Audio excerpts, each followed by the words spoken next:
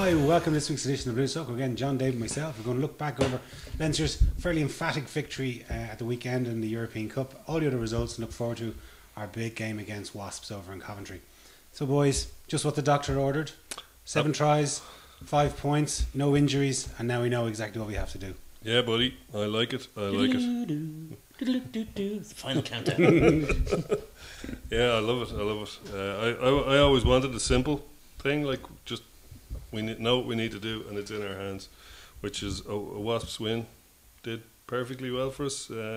People were arguing that maybe it might have been better if Quins won, take the fight out of Wasps, and yes, merit in that argument, but simplicity is king for me anyway. You just need to go out 3-0. Doesn't matter. Any win will not only get us into the next round, it'll give us a home quarter final. So we are where we need to be. Great game, really enjoyed it. Okay, we were playing a shit team that were about as interested as I am in 19th century whaling missions off the coast of Norway. Dave probably likes that. I've got a really nice documentary series on it. So but you can only play what's in front of you, and sometimes playing a really shit team drags you down, and you're shit, and you start handling badly. And we mentioned last week that you can't just turn the handling tap after the team hasn't played together for they're only just playing their first few games as a unit, and the unit that was there with the back three of the two Carneys and Fergus McFadden and Madigan and Luke in midfield is kind of settled now. It's kind of, and you could see it because they were passing around the sachets of instant handling before the game and added water, drank them, and away we went. The hands were okay, they weren't perfect at all times. There's a few high profile knock-ons, and but generally they were pretty slick. They were slicker with the hands than we've looked all season. Yeah, I mean the error count was way down from almost all aspects of play, except in the maul, which I was very disappointed. I know we scored a try off it, but our maul was dreadful. But every other Scrum was great though. Scrum was very good. Line out was very good. Our handling was excellent. It wasn't. It's not like we did anything really differently than what we have been doing. It's just that we haven't been making. We didn't make the mistakes. Maybe that's as a result of reduced pressure from the opposition. Of course. But it's also, as you say, consistency of selection, consistency of position. It makes a difference. Was there not a bit of a sea change in our tactics though? We definitely kicked the ball less. We were more willing to run the ball and attack from deeper out. I think that they were less interested in doing anything with it when they had it. I think that kind of it. If you take the holistic thing, we certainly did kick the ball a lot less, and we ran from a lot deeper. And we kicked penalties to. We had penalties in front of the post in the first few minutes that we were kicking to the corner, which it was slightly questionable. Right, but we're obviously going for the 4 tries. They had 2 tactics. One was get it to Garvey, and the other was kick it away. So unless they got it to Garvey, we were okay, kind of thing. You are right about those penalties that were in front of the post. There was a certain element of load, fire, aim about that. Maybe something that Jamie has to look at in his choices as captain. It was only when we. I think he corrected it. But what happened was, we got the early try, and that was great. But it's still they were still in the match. Yeah. It's only when we maybe tacked on the extra penalty and showed that we were actually going to be ruthless about this that they lost interest. Or when they had a try that should have been a try, dead cert try disallowed, and a penalty given to us for it was a crazy decision. But anyway, but I could if they had about understand the decision not to give the try. Yeah. I could not understand the decision to give the penalty. No. But if they had been awarded that try, it would have been 17-10, and they would have had a they were sniff. still in it. I think you have to take your points. Like rugby has changed dramatically over the last 15 years, but there's a few things that have remained fairly constant. Scoreboard ticking over. Take your points. Forwards win games. These things are the All Blacks would have taken those points. Yeah. And ultimately we did. We learned something on the pitch, which is a good thing, and we did it. And that kind of firmly, like we talked last week about not taking the foot off the throat. That kept the foot on the throat, and once at half time the game was over. We did our traditional Leinster little dip after half time. We've done it in almost every match we've played since the foundation of the province, way back in the pre-Celtic times. But we came out the other end. I thought it was It's hard to say if it's our best performance of the season. It's certainly our most enjoyable one to watch, and certainly our most rewarding one.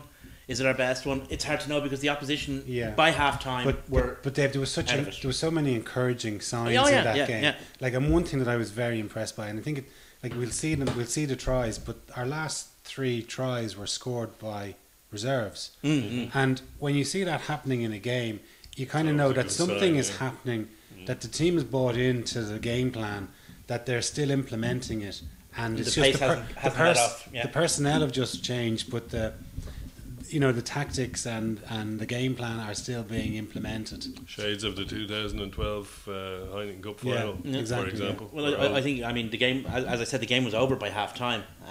But when the guys came off the bench, they had an opportunity, because actually we did a lot of substitutions quite early in the game, quite early in the second half. 50 minutes was, I think, the front row. But that gave them a genuine opportunity to show in a game situation what they could do, and they took the opportunity. You'd love to see that from players, Yeah. Well, anyway, we got off to a flyer. Why don't we have a look at Carney's try? This reminded me. I know what you're going to say. To the game in the Aviva Stadium against Cardiff. In 2012. Luke Fitzgerald. Sublime little pass from Luke that time. But this one is Dave Carney all the way. First phase, straight off the top of the line out, and without a hand hardly been laid on him, and I'd say that's why it reminds you of that try. It was exactly what I was thinking of when I saw it. He's okay. There's nothing special about it. It's a little inside ball, which we do a lot of, but the way we've taken them out of it with the line out, and we just created a little hole that he had to run through, and nobody touched him. You'll see it in slow motion here. And the thing about the quickly passing, down, but the passing was all in front of the player, so they're running onto the ball at pace. That was just a lot of cleverness. Little hole, and nobody has laid a finger. That was something that was worked out on the training pitch and in the video room, and it's great to see it work. It's good to see Dave Carney and Fergus McFadden coming back playing really well. McFadden, I thought, again had another superb game, and himself and the 2 Carneys together make Zane Kirshner I wouldn't have Zane Kirshner if he was fit. I wouldn't break up that back 3. No, definitely not. They're playing well together. And I like the way, for example, McFadden, there was one where he took a run, chipped over a guy, and your man Garvey dropped the shoulder into him and he just bounced him. He's real muscular. He's really in his strong, isn't he? Isn't he? Really but strong upper body. He reminds me of Darcy. He keeps driving and driving.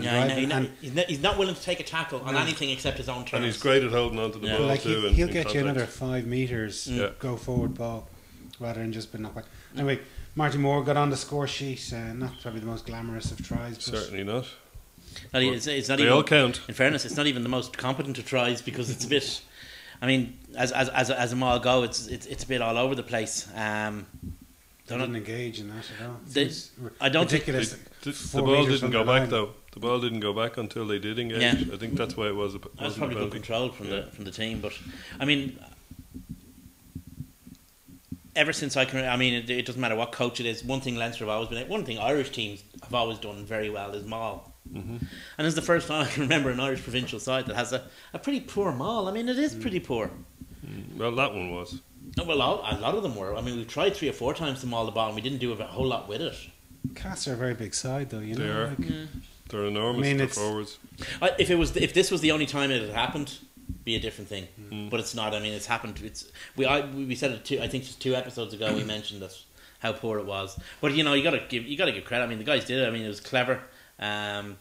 You see Dev there actually waiting for the guy to connect. So he passed the ball back. Yeah, exactly. What is it? Why does Devin Toner hate Richie Gray so? Well, he was nearly as tall. He was up in his face. He was first man up on Gray a couple of times. We have played Castra 1, 2, 3, 4, 5, 6 times, right?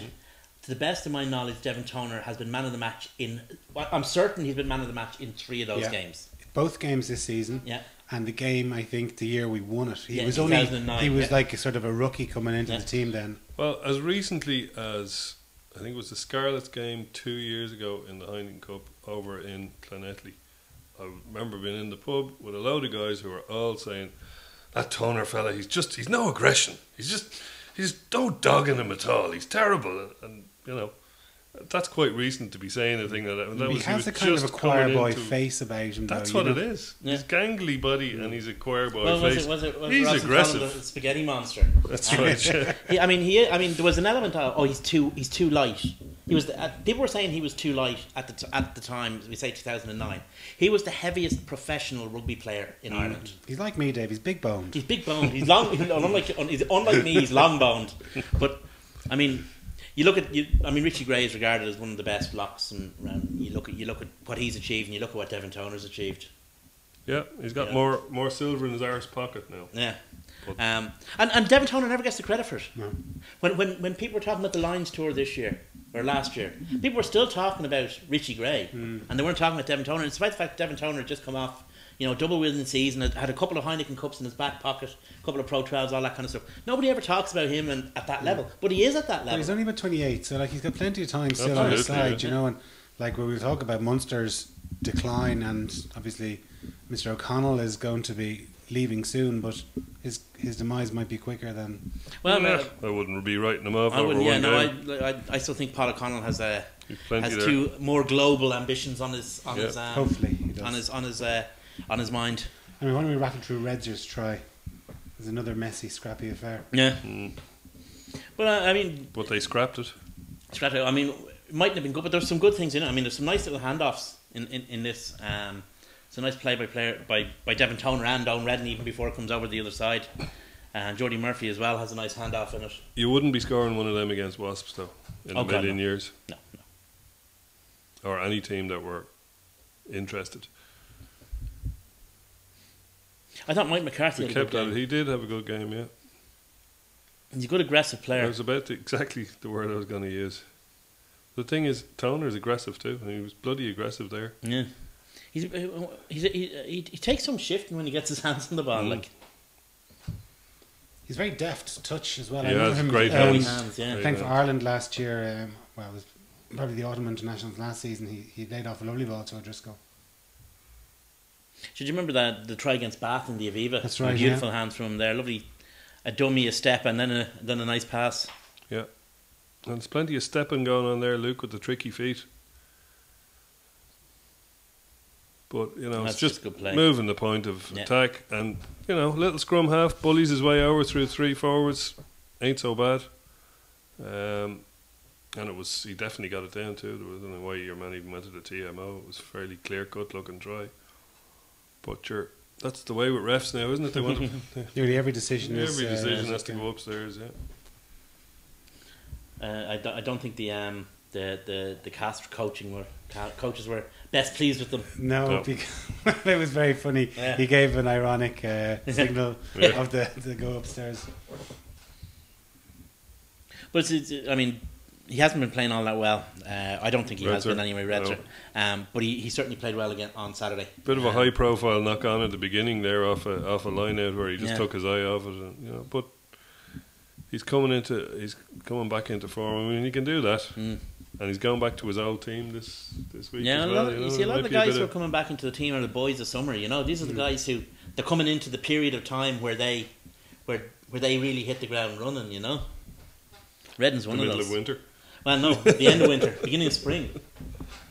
Yeah, I suppose So, technically you're right. so when we got our bonus point, just pretty much on the stroke of half time. Yeah, but- Cronin's, Lovely and this try is a from beautiful Cronin, try. yeah.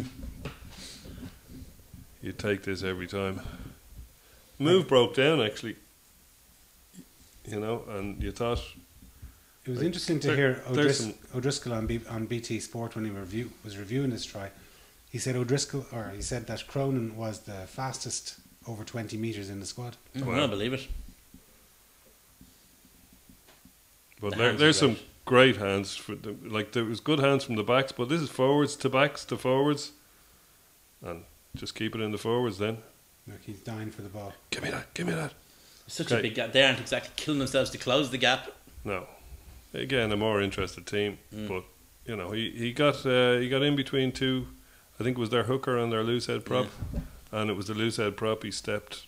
And, okay, your man wasn't the most In committed. fairness, But I've seen him score the exact same scored from the exact same position against considerably more interested opponents. Yeah. With considerably higher numbers on their backs. And if your man had been more interested, I don't think he still would have taken him down. You know, he might have got a bit more of a hand on Cronin him. is quite electric in those situations. So but Yeah. from this angle, it just shows it's lovely actually. Just hands all over the place, as they say. Yeah. And as well, Jamie has to credit there, not throwing Miracle ball. not trying to throw the miracle past. Just set up the next phase and move it on. Because we had numbers outside. But he just saw the sort of the Red Sea parting there, and he just went straight through the middle. Yeah. Well, he ran towards the loose head rather than the hooker, because he knew the hooker might have some chance of stopping him. Newshead certainly didn't. So this is Furlong's try. Got to think. How many more do we have to go through? It's getting boring. Furlong's try is another beaut, actually. Was. Yeah. Sort of got overshadowed by Shaken Babygate. Yeah. Yeah, there was nothing in that. Absolutely nothing. But we had brought on our new front row at this stage, and I think they were anxious to prove whatever you can do, we can do better. But it's not the first time we've seen Strauss explode into a gap and then Boom! lay it There off. he goes. And no tight head prop should move like that. No, I'm sorry, that's it's just strong. unnatural. It's like a what do you call those things? The big Porsche people carriers. Yeah, they're wrong. They're so wrong. Yeah, they're just they're big and they're ugly, but they can go like the wind. Well, that's what he is. He's one of those things. You can say it to his face. Yeah, well, the problem is that not only could he beat the crap out of me, but he could run faster than me as well. So I couldn't even run away. It's good rugby all round. If you notice there, a slightly dragged arm from Geordie Murphy. Yeah, not too subtle. And Fanning's try. He just had come on the pitch at this stage. Yeah. Well, this is 1.5 phase ball. Yeah. It was off a line out. Conan went down for a second into a ruck, and the quickest ball in the world, and Fanning was just gone.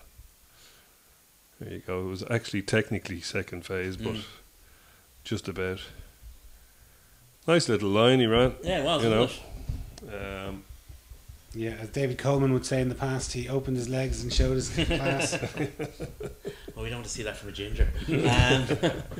But no, I mean, he was at that stage. At that stage, Castro were well and truly destroyed. But it's nice for him to come on and score yet another Heineken Cup try to seal his position as our top Heineken Cup try scorer. Not Heineken Cup, European Cup sponsored by Heineken try scorer.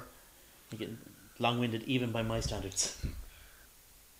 Gorgeous line he ran there. Yeah. Right back against the grain.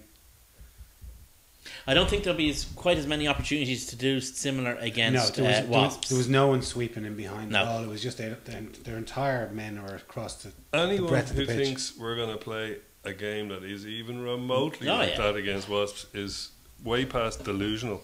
Like, get used to conservative rugby, I would say, for next week. They are, in the words of Studio One DJs, rocking the ganja. And final try was Luke McGrath's. And nice to see him totally back himself and go through a whole clatter of those guys. Classic scrum half. It was, Try, but that's all it was. he had to back himself, and it was far from from where he started. It was far from certain he was going to score, but he did.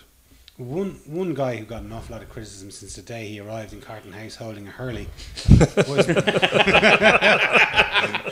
was Michael Bent, and I thought he was sensational. outstanding. Yeah, he really And was. The scrum was I thought he was, absolutely rock solid. Like, we think we took a ball against the head. I'm not convinced he wasn't driving in a bit on the tight head. That guy is an Argentinian tight head, and he's fairly serious. And Bent was eating him, so I'm not entirely convinced it was totally legal. But hey, I don't care. What do I always say about legality in scrums? It's what you can get away with. And he seemed to get away with it. It looked a little bit like he was born in a bit, but hey, he destroyed your man, who's well regarded.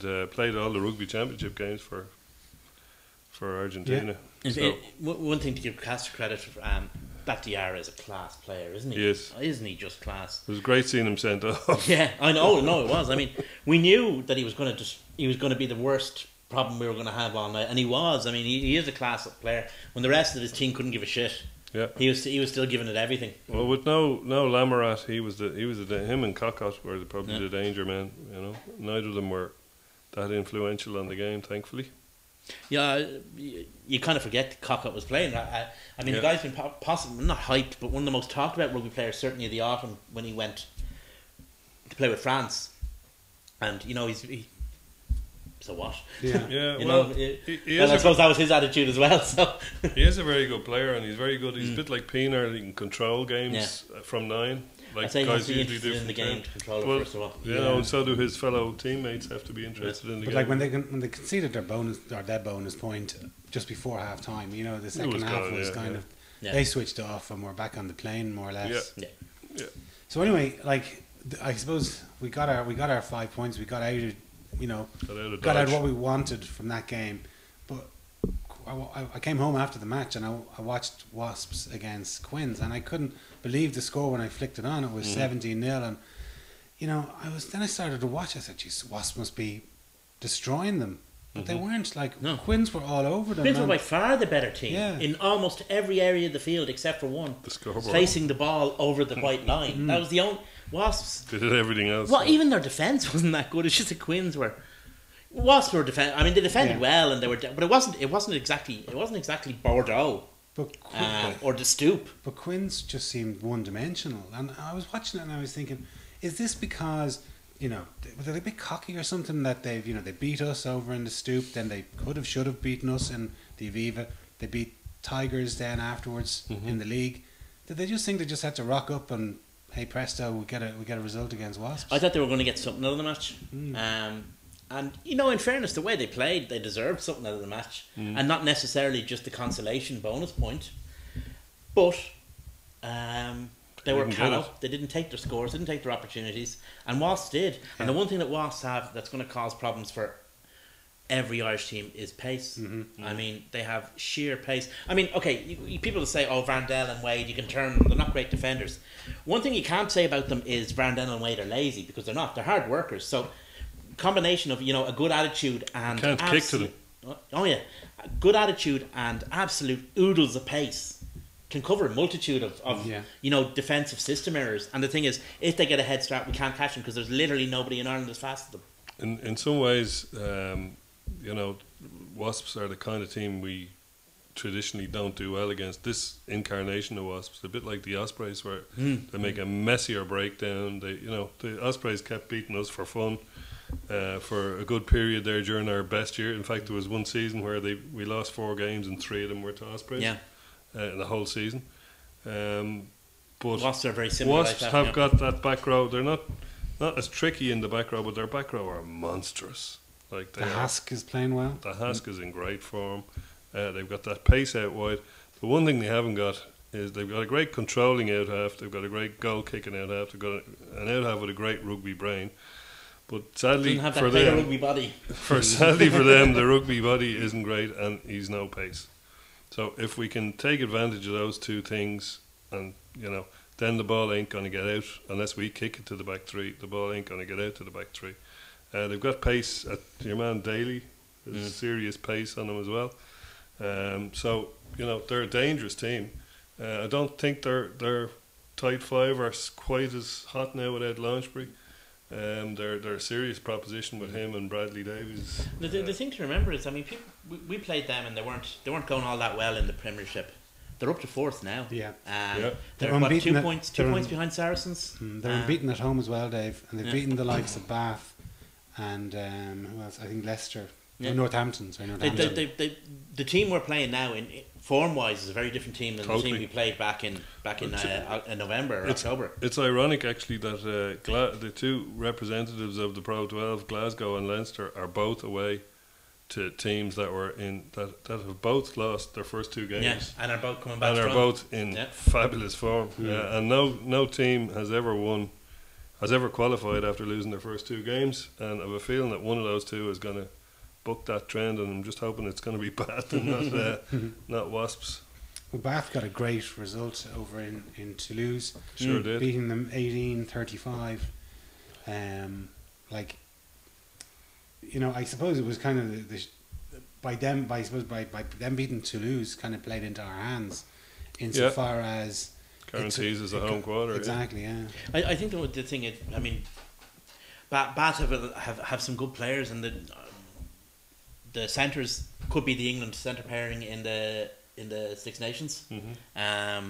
We have yet to see how good Burgess will be wherever he plays, but they've young Ford is playing well. He can be a bit Farrell-like in his mentality sometimes, but he has all the skills. He's a more skillful out half than Farrell. And Bath are a club with a culture of success, both domestically and in Europe. So I wouldn't write them off if we were to meet them. If we were A, to get to a quarter final, and B, to play Bath, I wouldn't C, write them off, but D, I'd fancy us to win. Okay. It's a kind of a complex mathematical formula. They're a very good side. Toulouse are a very good side. The big worry, like I say, I mean, we have to play. Obviously, the first thing we have to do is beat Wasps with, and I think that their back row is going to be is what they're going to base their game plan around. Their back row, both in attack, carrying in attack, and making shit of our ball defensively. And what we've got to do is move those guys around and tire them out. Probably by kicking over them, chipping over them. They're up fast as well. They're good line speed, all that stuff. So, grubbers, chips, anything that's not going to give anything that's going to be close to the line that'll allow us to get past them, but at the same time isn't too far for us to chase. So as their back three will get a hold of it, and then we could be toast. They have fantastic pace out wide. But what we have, and it's very beneficial against a team that comes up very hard and fast, is we've got two of the best steppers in world rugby at 12 and 13, or we probably will have if the selection is as we expect it to be. So if they come up hard and fast and they're not exactly right on line, Madigan and Fitzgerald will be through them. Yeah. So there's pros and cons to both our kind of lack of pace out wide combined with what we have in the middle with their up hard combined with what they have out wide. But Queens just seemed to play into their hands, like they were going through the middle all the time. Yeah. And one time they did try and fling it out wide, that they handed an intercept try. Can he move or what? Yeah, don't be doing that, lads. Whatever you do, I'd say that try will be played in Leicester's video work sessions a couple of times during the week, and will be warned, not to let them do that because even back when we played them in the Amlin a few years ago, your man was making us look foolish, running around. It's the only we were in form of Brazil in World Cup 1970, where if you scored 2 tries, we'd go back and score 4, and and we were in that the got Amlin, us so out. I think it was more 82, Brazil 82. Well, okay, that got us out of jail, but we're not. We're going to be playing a lot more tight and a lot more conservative, I'd say. I wouldn't be surprised to see Boss back. Probably disappoint some people. And Luke McGrath had a great game, and he's the coming man. And he's. But himself and Redden may be a little bit similar, in that they're both there to speed up the game, where they might have Boss on the bench as a bit of a conservative option there. You might also see Mike Ross back again. Conservative. That was a very unusual selection, wasn't it? Like, obviously we recorded last week's show before that team was announced. A bit of a bombshell. It was. But you see, I think that's the situation Leinster got into. Generally, I mean, there was a situation where the Irish coach would never let John Hayes be dropped or even Tony Buckley be dropped. But we're in a situation where the guys were actually bringing in our Irish internationals as well and playing that very important position. So it doesn't matter to Ireland which of the 3 of them plays and which of the 3 of them is on the bench, because all 3 of them are what the coach wants anyway. So well, Furlong hasn't been capped yet. No. Do you think it's very far away? No. But yeah, I could see a much more conservative game plan, because just for the fact that it's what we need out of the game. We don't need to score 4 tries. We don't even need to score I 1 try. Memories of 1989 Liverpool against Arsenal. Well, I lost by 2. Would do. No, this is the game where I wish we had Johnny, because do you remember we went over to Saracens and just sucked up everything that they had and just kept pinning them back with Johnny Sexton's raking rangefinders. Yeah. And he scored 25 points. Yeah, this is the kind of I would just wish we had that player. No, not sure.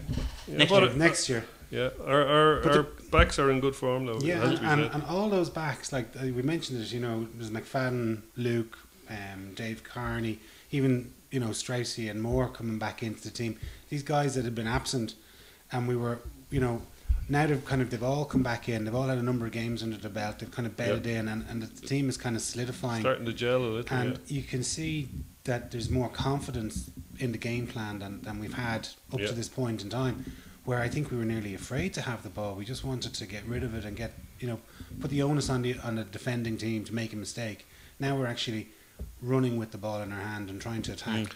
Well, now I'm not sure what game. I hope we won't revert back to that game plan again in Wasp, because if you sit back and say you can have the ball, you make mistakes. No, I don't think we're going to do that. But I think we'll be a lot more clever in how we play it. We're going to play territory more. Yeah, we're going to play a and lot. We're going more to wait until it opens up in front of us before we start going mad. We won't be playing from our 22. We won't be like we were against Cast. We won't be doing any chancy stuff. We won't be kicking for corners. We'll be playing. I'd say we won't. I'd say it won't be all that different from how we played against Castor away. Exactly. Well, the thing about Castaway, if you think about it, we had Bent on the tight head side. Like, what a job that guy's done for us this season. Yeah. Like, the thinking going over there was get it over there and get out of town with a 1-point win. And we did. And it wasn't a single try scored. That's the thinking we need this weekend. Just win the game. Not the thinking, but the results certainly anyway.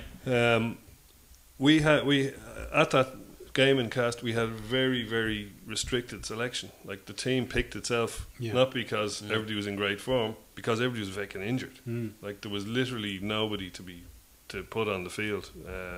And okay, now we're missing Jack McGrath and Keane Healy. That's probably our deepest actually that's just wound in terms of position. That leads me on to what I was going to say next, John, was like Leinster refusing the opportunity to register either Healy or O'Brien. There's rumours were that they were almost ready to go, but like the thing is that back rows we've seen, like a couple of weeks ago we were playing probably our 7th, 8th and 9th choice back rowers, and they were sensational.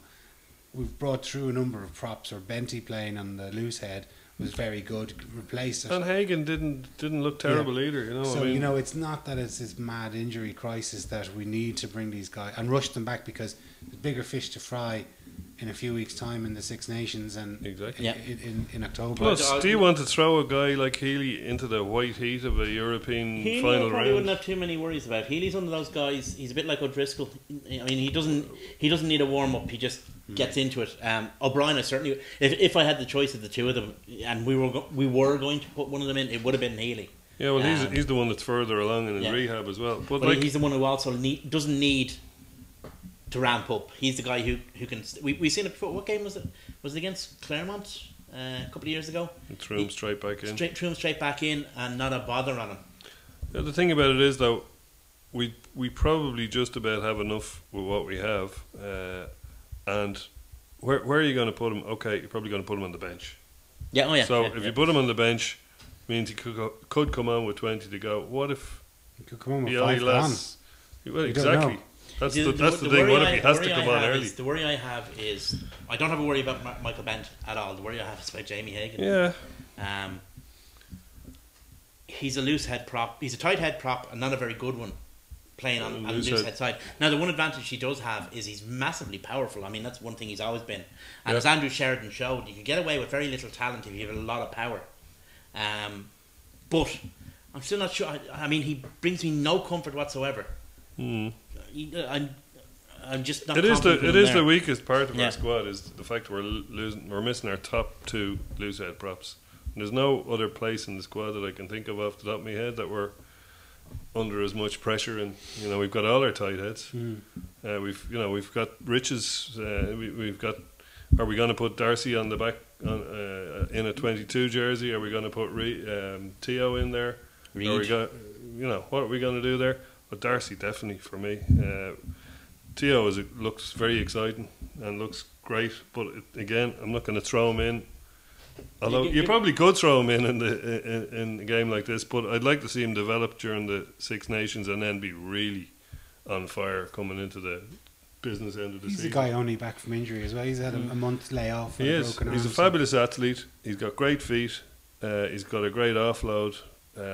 He's got a good brain, but he hasn't got his minutes under his belt in Union. You know, Yeah. so Yeah, I mean, to be honest with you, Darcy apart may from not that one be, position, I don't. Darcy may not be in great form, but he's got a wealth of experience, and he's the old dog for the hard road. Yeah. You wouldn't. I mean, everyone said Darcy wasn't in great form until he went over to Adams Park against Wasps in the Donkey Derby quarterfinal a couple of years He's ago. 2 years older though, Dave. Yeah, he is 2 years old. Those last two, and the thing is that at that age, those 2 years they're long years. Yeah. You know. I can't remember them, to be honest. So long ago. That's Alzheimer's though. Well, that leads me on to a team that is getting old, and that are a few lads on the Munster team that's getting old, and particularly Paul O'Connell. Like, I mean, hopefully he will come through in the Six Nations and obviously the World Cup. But I thought he had one of his worst games I've seen him play. I think watching last Saturday will have put years on Munster supporters anyway. And they were dreadfully poor. Dreadfully poor. They were. It was a bad day at the office. There was We no- had two of them against them this season, you know. So unfortunately, they had theirs in a high-profile game against bloody But they were Saracens. dismantled. Like there was, Surgically. you know. Yeah.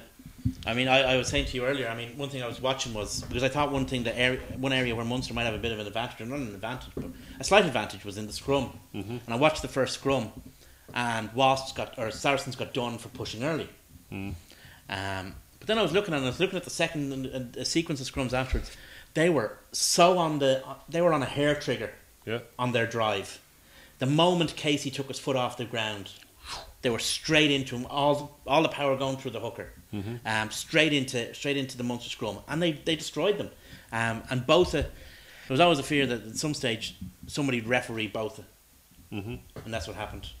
He was another guy that had a very poor game. You know, I can't really think of anyone who stood up. Like their best player was missing. They're one of their better players on the pitch over the last number of weeks. Sandler got injured after 20 minutes. He had to go off. O'Mahony was pretty anonymous. You know, they've got journeymen scattered throughout their backs. Well, the thing is that, I mean, if you like, the holy trinity of the Munster team at the moment is Murray, O'Mahony, O'Connell. One of them wasn't there, and the other two had. You know, I don't think I've ever not seen Peter O'Mahony so much in a match. I mean, normally, whether he's doing good things or whether he's doing bad things, he's always doing something. And he did very little. I mean, the Munster back row was absolutely blown out of it. Yeah. I don't think Sander was that big a loss, because I think he functions better closer to the try line, and Munster didn't get anywhere near to the try line in the first place. But I think that O'Mahony was in trouble, and I think O'Connell had a really bad game, and it was like, for him, if you took everything that all of O'Connell's negative attributes, somehow Saracens managed to play Munster into kind of playing a game that suited all of O'Connell's negative attributes. I mean, he's not the greatest ball carrier, he's not the greatest handler, and Saracens managed to navigate Munster into a situation where the first receiver was always O'Connell. What was he doing at scrum half? Well, that's it. I mean, like, I know we're picking out tiny incidents. Well, you know, because there was no Murray. There's no Murray. I mean, last week when we were recording this, I was thinking that Munster had a chance, and it was after that I heard Murray was out, and I was thinking that chance got a lot slimmer. The fact that they didn't have Copeland at least on the bench, I mean, he's a big guy. He's a good, you know, he's a bit of an anchor for them if they were floundering a bit. And then Stander, who's the other big ball carrier in their back row, goes off. Like, I mean, they don't even have a guy like James Collin to go to the, you know, they were those three players. Like in the first few minutes, your man Hargreaves actually butchered he only had Keithley to beat, and he just went. He froze for a couple of seconds where he had the line at his mercy, and that all came off a bad box kick from literally in the first 2 minutes from Williams. And like, Williams didn't have a great game, but the first few touches he had were really bad. But the thing is, I mean, we've known put that them under Duncan pressure. Williams is strictly limited for 5 years. And for 5 years he's been not for 5, but certainly for the last 3 years he's been but he was showing up. Rumours O'Leary's coming back next season. Maybe he's a bit of a busted flush. That's not going to that wasn't going to win Munster's match against Saracens. I mean, why was Williams even in that position? The thing that amazed me most about it wasn't actually Munster; it was actually Saracens. They had a great I didn't game, think that Saracens would have the intelligence or the stomach to put it up to Munster. But they did. They had plenty of stuff. They had plenty of it. And it's something that I haven't really... Because you know what I think of Saracens. They are the great Satan. And you know, they could be still out, Dave. My views haven't changed. They have to win over in Claremont. But I didn't think that they had the testicular fortitude to put it up to Munster the way they did. But these problems are bigger than just one game against and having an off day against Sarries. Like, they've played 5 games in the tournament. They've lost 3 of them. They only narrowly beat the 8th place team. Yeah, but look at their pool, Dave. Yeah, okay, that's fine. But they only narrowly beat Sale, the 8th place team in the Aviva Premiership by a last minute drop goal in the Premiership that is they've got London Welsh, who's got 1 point out of 13 matches. And they're last place, and this is a team who's 3 places above them in the table. Well, people said their pool is dreadful, and it's very hard. No, it's a terrible pool. But if you take Claremont out of it, right? Is their pool any worse than any other teams? Claremont were the 3rd seeds in that pool, and that's why the pool was so bad. Because Claremont were down the French league a bit last year, and that's. No, it is. It's a terrible pool. But we've had pools that we've come out of in the past and won the Heineken Cup when we had. We played Leicester in a semi-final or quarter-final. Played Toulouse in a semi-final. We've come through it the hard way as well, but. The fact is that Munster are a poor team this season, and you can paper. Like a couple of years ago, they were papering over the cracks, and these cracks are starting to show through. We're not a kick in the bollocks away. When McGann was in charge, Munster had kind of a safety valve in that McGann would be got rid of because Foley had stabbed him in the back. When Penny was in charge, they had a safety valve in that Penny would be got rid of because Foley had stabbed him in the back. Foley's the man now. He's got his pals on the media. He's got Keith Woods in the media saying, "Oh, everything's all right. Everything's all right." Things aren't all right. He's a dreadful coach. I don't know. I wouldn't be that quick to write him off, but it's one game that's gone really poorly for them, and for looking at it from the lens of where we are now, it looks like catastrophic. Who knows what could happen after?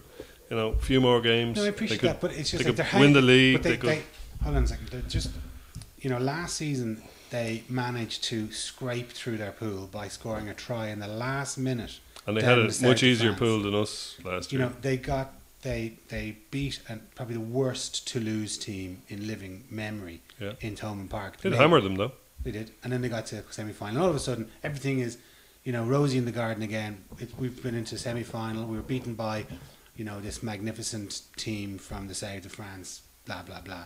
This season they were, they beat us twice this season, so you have to give them a bit of credit for that. However, they hammered. Hammered. Well, it's like somebody said on Leinster fans. For them, beating us is their cup final. For us, our cup finals are cup finals. Yeah, but they had, they only. The only reason why this game had any significance was because they managed to scrape somehow or other a losing bonus point in Claremont last last minute drop goal against Sale. Against Sale. It's hard to know. I mean, the group is Claremont skewed the group completely in terms of the difficulty of it. Claremont just added layers and layer upon layer of difficulty because Claremont are so good and they've got their act together. But if you look at our pool though, Dave, the only reason we're where we are is because we got past a fairly poor Wasps team at home, scraped past Cast, and really scraped past Harlequins.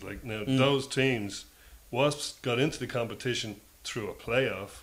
They didn't even qualify at first go. They beat Stade Francais in a playoff game.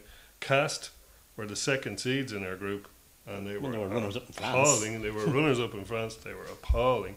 Harlequins are not all that, and they were missing Nick Evans. You see, the thing is, you're talking about French and English teams. The French and English teams, if you actually expose them to the hard light, they don't actually reflect all that well because there are huge flaws in English rugby and there are huge flaws in French club rugby. You take Toulon. Put us in Munster's pool and put Munster in our pool. Would we be saying exactly the same thing in reverse? Possibly. I'd say we would have had similar difficulties with Claremont, and I'd say that the results against Saracens would go the same as the results against Wasps, and the results against I would have gone the same as the results. Well, the results against Saracens.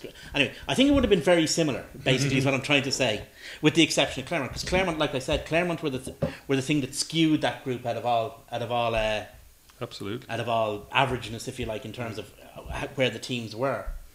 But the problem is Munster knew that Claremont were going to be in that group. Right, when the draw was made, after they saw the draw, they knew Claremont were going to, blimey, that's going to be really, really hard. What will we do? I know what we'll do. We'll go out and sign a bunch of average Southern Hemisphere centres. Right, that's what they did. One of them can't make it in the Brumbies team. Well, we'll see. We'll see how they go. Well, one team that that has signed practically everyone in the world is Toulon. They haven't finished yet. And they put, I think it would be a basketball score on Ulster, 60 points to 22. Yeah, Ulster were dreadful. I mean, Ulster are a disaster in Europe. I don't know what. I do know. Ulster have made it out of the pool 4 times in the last 16 years. Yeah, Mhm. Like, that's shocking. they're dreadful. Yeah, but they and the didn't thing do it is- 10 years in a row, so Yeah. like, Well, okay. that's a lot lately.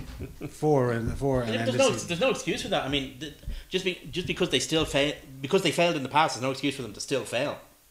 And a lot of effort's been put into Ulster. Well, look, you look at the stadium that they've built up there. Yeah. Now they have, they've got this Free fantastic. of charge. Yeah, they Well- got a pretty much a free free stadium. They've got this great facility that could end up, if they're not very careful, turning into a big white elephant. Mm-hmm. Because you've got 16,000 places or 18,000 places to sell every second week, Yeah. and if your team is playing as crap as theirs is, people ain't going to shell out. And one thing that's not their fault, in fairness, is they are shipping an awful lot of injuries, Mm-hmm. right? Ridiculous amount. The other side of that is, are people going to come along to see a team shorn of star names because they're all injured? That's a problem for them. That's not necessarily of their making. But Ulster got themselves into this position, like they did last year, like the year before, like they didn't do the year before, but the year before, and what Didn't have they Rory done have a about it? nice win or a second place at the weekend? Maybe he'd use some of his shekels. I don't think he's got enough money to get Ulster out of this problem. I don't think he's. I think that's a bit of a rumour. I'm anyway, only joking. but I'm just being facetious. The thing about Ulster is they had three scrum halves in the squad. That's how bad they are with injuries. Yeah, yeah. Their whole they don't have 5 fit outside backs, or they barely have, to go out in the field against Leicester this weekend. They're absolutely destroyed. They're also in a bad position with their NIQ signings, because the thing has gone down by 1 this year, and Ulster actually will already have too many guys signed. So until the end of 2016 season, they can't sign any more Yeah, it's players. just natural wastage is all they're allowed. So they've got a massive crisis in the back row. They've very few guys in the back row, and they can't go out and sign a non-Irish qualified player. So they're going to have to get them from somewhere. But the thing about them, Possibly us. in fairness to them, they actually have gone into the market, and when they had to go in the market, they did buy quality. Unlike Munster, who now I don't know, for whatever reason, maybe they can But afford they it. haven't got quality now. Like, they've got Nick Williams, Louis Ludik, Franco van der Merwe, Fian Herbst. Fian Herbst is about the best of that bunch. Of course, they got Pienaar. Pienaar. Of course, they've got Pienaar, and he's outside of that equation. But the other 4 guys they have, Fian Herbst is about the best of that bunch, and he's not amazing. when you think that Nick Williams replaced Vandenberg, Yeah. right? Now Nick Williams has actually been okay for them. I mean, he was okay one year. He's no But he played- was voted like last season. He was voted the player of the Pro 12. Yeah, sponsored by Supermax. No, but I mean, he's no Vandenberg. I mean, Van der Merwe is no Muller. No, Herbst, he's decent, but is he enough forward? Herbst is decent. He's not enough. And, No. and Ludik, And Ludik is was no- a mistake. Yeah, They should have signed a back rower. yeah. The argument is that they signed him Those because are poor signings, and the thing is, are they any? But the thing is, are they any better or worse than the signings that Munster made? And the question is, they're actually only slightly better, but not by much. But what they are doing, Dave, is they're producing young kids to come and train. Yeah, and the Munster aren't doing that. That's the and, big problem. like yeah. Munster, the guy that they did produce, JJ Hanrahan, they've let him He's go for gone, whatever yeah. reason. Like, and that kind of leads me on to just an article that I read. Now, I'm not sure. There was just a small part of it that Don Lenihan brought up, and he was kind of, he was saying, let's draw a line under the glory days. They're gone, because Munster can't compete with the French, the English. Ulster are pretty much the same. The only one that can is Leinster, because of the size of our population. But I think he kind of hinted at, look at all this quality that's coming through from the school let's share system. them out to Munster. Let's share them out amongst the country. But just say, I think that Donald Lenihan made a salient point, and he made it well, but I don't agree with it, because I look at European football, and I remember people saying there's no way we can compete with Italian football. With all the money in Italian football, we can't compete with Italian football. Italian football is not a player in the big leagues in Europe at the moment. People said German football had no way going to be able to compete in European football because of the way that German clubs are fan owned. Germany has as close a situation in football to the one we have in Communism. rugby as you're going to get, and the Bundesliga is the Premier League in Europe now. Certainly in terms of success, English football is still the one with all the money. But then you have, all the star names are going to English football. They're not playing very well. They're not winning in Europe. It's similar with Spain. People thought that Spain were never going to be, they were always going to produce nice players, but they were a bit too flaky to win anything. Spain have won everything. And what's more, every team in Europe is peppered with young Spanish players because they keep producing them. So there's lessons there. So these things aren't set in stone. They do fluctuate. I mean, we've seen what happened to Castres. Castres are the example of what happens. But you can see that a dead benefactor. But it's you can see the same thing in other teams in France, like Perpignan and Biarritz have been in Heineken Cup finals in the last 10 years, and they're 5 years. But neither of them are in the top 14 anymore. Yeah. You look at it. You look at some English club owner. Cast won't be in the top 15, top 14 next year. Some internet millionaire. He'll buy himself a club. He'll sign every player going. Right, he'll be doing a line of dodgy coke and he'll drop dead, and the club will be finished. And that's the way. There's a natural kind of wastage to these things. A natural. A rise and fall. I mean, we had maybe the 2000s were Ireland's time. The noughties were Ireland's time, and that's our lot for another 10 or 15 years. But what we have to do is we have to make sure we keep the game going, keep competitive at least at quarter-final level, and then it'll be our time again, because sport is like that. It goes in cycles. Jackman made a great point on the radio the other night, and he said, "Look, the RFU probably can't go out and match the wages of most of the French clubs. What they can including do, his own." Do you know what his club's budget is? Oh, I know, it's over 20 million euro. Yeah.